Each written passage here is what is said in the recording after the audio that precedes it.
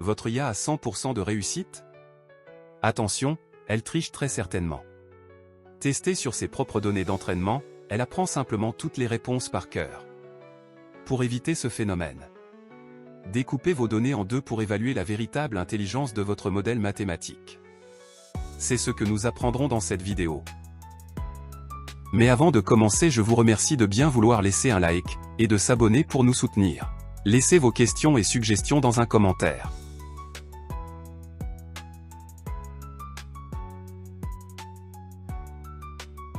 On charge le fichier CSV avec la fonction read-CSV de Panda qui sert à lire les fichiers CSV. La ville contient du texte mais les algorithmes ne savent pas quoi en faire. Get-2000 a converti en colonne numérique 0 ou 1, une par ville. Ensuite on sépare les caractéristiques dans X et la cible à prédire dans Y la colonne A-Hachette. Puis en exécutant le code nous constatons la création des colonnes ville-Bordeaux, ville-Lyon, ville-Marseille, ville-Nantes, ville-Paris, ville-Toulouse.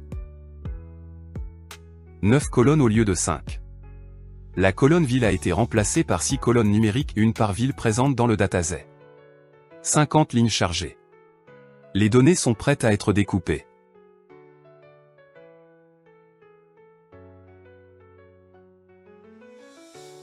Modifions notre code de tout à l'heure. Dans la partie import de notre code, on ajoute un appel à sclearn. Puis pour éviter le syndrome de l'anti-sèche, on découpe les données en deux parties. Une partie pour apprendre. Une partie secrète pour l'examen final. Scikit-learn a l'outil parfait qu'on importe qui est train test split depuis le module modèle sélection. En une seule ligne, 4 blocs de données. Xtrain et Ytrain pour l'apprentissage.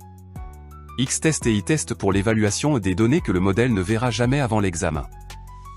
Test size à 0.20, 20% réservé pour l'examen, 80% pour l'entraînement. Random state fixe le mélange aléatoire, même résultat à chaque exécution.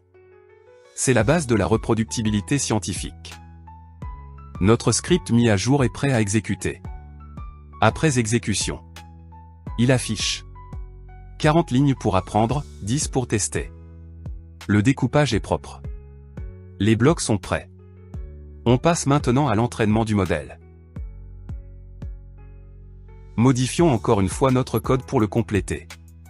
Toujours dans les imports importés logistique régression à partir du modèle sclearn.linear-model.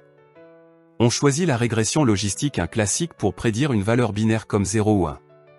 On met maxité à 1000 pour éviter l'avertissement de convergence. Et on utilise modèle.fis et cette seule ligne qui fait tout le travail d'apprentissage.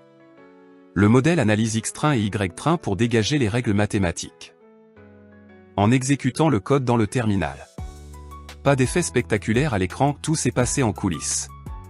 Quelques millisecondes sur 50 lignes. L'entraînement s'est terminé.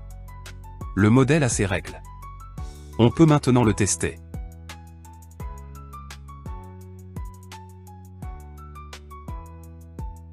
Pour compléter le code afin d'obtenir le script final, on ajoute le code qui est à l'écran.